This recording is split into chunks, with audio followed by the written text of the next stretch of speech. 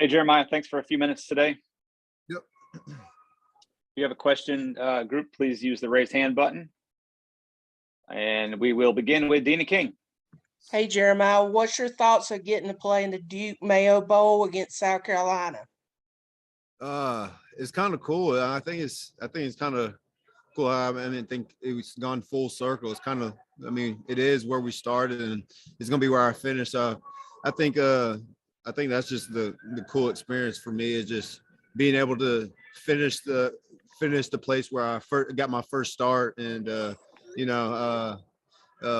getting the win in there, South Carolina, being able to turn the tide and send Carolina into what we see it as now. I think that's, kind of a good way to really finish the season, is go back and finish where we started. Andrew Jones, go ahead. Hey, Jeremiah, you're playing in the Senior Bowl. Did you give any consideration to maybe not playing in this bowl game and just kind of focusing on what you need to do for the next level for you?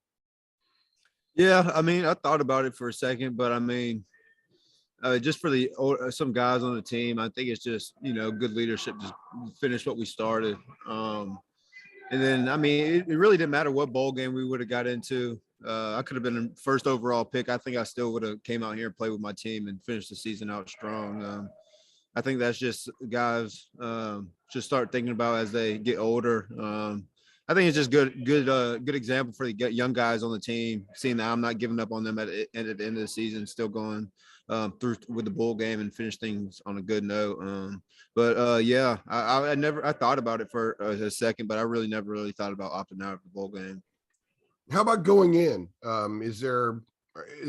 What do you have as far as what your personal agenda is going into this game, something that you personally want to achieve? Or is this strictly like it's been the last 4 years, you're going in to play a football game like you had any other time?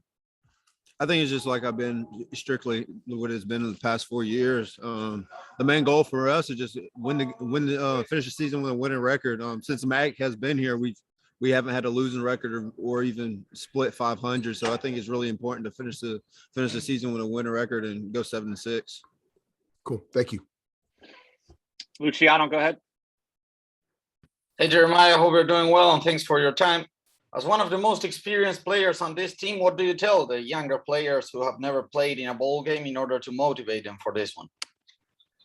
I think it's just like any other game, but you have more time to dissect the team that you're playing. So I think it's just getting in the film room and learning everything that you can. So we have 2 to 3 weeks to get prepared. So I tell the young guys, take this time when you get in, take all this time that we have and take advantage of it. Get all the cues, all the tendencies that you can over South Carolina, and take them into the game week. And I told them, it's just like in any other week. We go second and third down the first week, and then anything else that we can throw in to help the younger guys, that's what we'll do.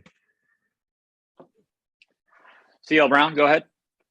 Hey, Jeremiah, can you put us back in that first start back in 2019 for Sam, going into that game with Sam Howell as quarterback, just in terms of, did you guys have a feel for what you had from practice, in Sam, or was it after seeing everything kind of play out in that game, it was what you really made you say, like, hey, we might have somebody special at quarterback?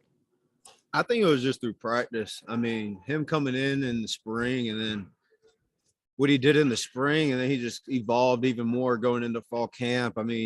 Even as a freshman, you see him throwing balls to receivers, and receivers are turning around the balls right there in their face. He's throwing NFL balls. Receivers aren't having to really come back for any balls. Anytime they get out of their breaks, the balls were right there in fall camp. And that's really something I learned, picked up on him his freshman year, like when we were just doing 7-on-7, how fast he gets the ball out and how fast he reads defenses. I really knew we had something special when he came in as a freshman. And after we beat South Carolina, we definitely thought we had something special, but it was just something that he showed us all week or all year through fall and spring. We were really confident going into that game with Sam Howell. We knew what we had, and I mean, I think we were just a confident bunch, and I think we were a scrappy bunch at the time because we had so many old heads that went 2-9, 3-9 the years before. The guys were confident, excited, and we, to be honest, like the years before, we really didn't have a QB who was just, like our sound QB. We rotated through QBs my first 2 years here, so we never really had a quarterback where we went into a game where we knew like we're gonna have this guy in for the full game. And going in there with Sam, I think we had a confidence that we really never had before going into a game. And if you could kind of put that in the context of Coach Brown's tenure. So when you guys beat South Carolina in that first game in 2019, to me, and you tell me if I'm wrong, to me, it kind of changed the expectations, of what people felt that team could do in 2019. So what do you feel like a win in this bowl game for you guys would do, for next season? I think it will boost our confidence. We're going up against an SEC team who's won some good games this year. I mean, they beat Florida, they've beaten some good teams, and it's always good to beat the SEC team, get some confidence boosting into the next year. And I think that's what's really going to do. I mean, we have a lot of young guys who also who are going to get some playing time in the bowl game and get their feet wet really for the first time. And I think that's something you always, when you're playing in the bowl game, that's something that you got to really look at is you're trying to win the bowl game, but at the same time, you're really building for the next season. And I think every single year that we really kind of picked up off our bowl games and been able to pick up the positives out of it and move them on to the next season. Ross Martin.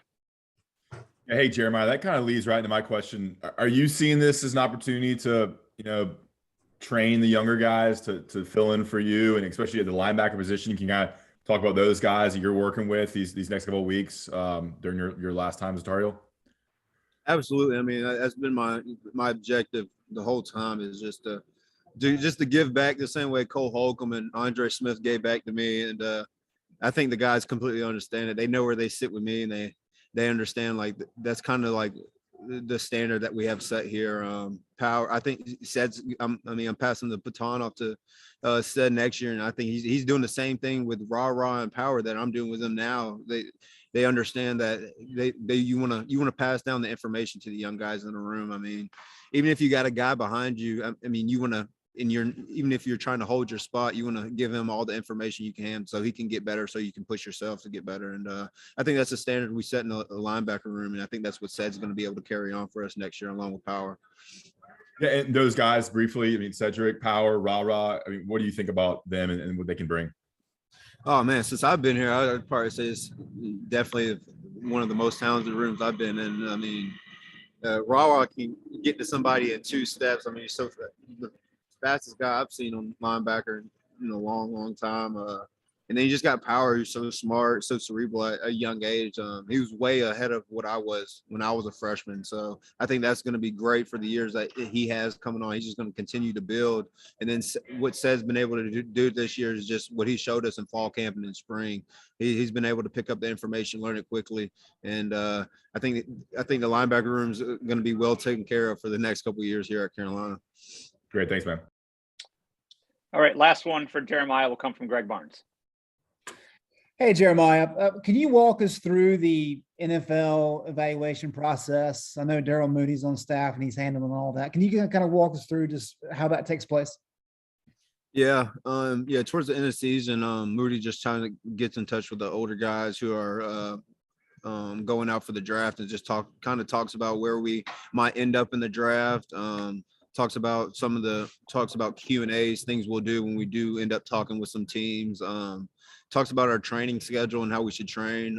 He pretty much goes over the full bit for the guys who are heading out and going into the draft. And I think that's something that we kind of is an asset for us here, because I don't think a lot of schools have guys like Daryl Moody or even Sparky Woods who can talk to you and give you the full run over of going into the draft and prepare you for the draft and the process for it before you get into it. And I think Daryl Moody and Sparky Woods have done a great job of that. And I think that's some assets that we have here that a lot of schools don't have.